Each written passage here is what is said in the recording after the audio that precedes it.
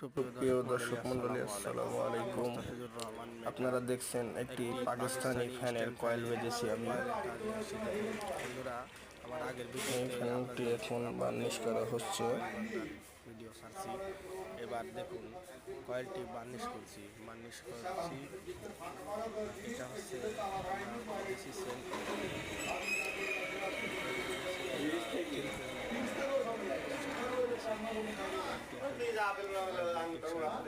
আমরা এইভাবে কয়েলটি বেঁধেছি।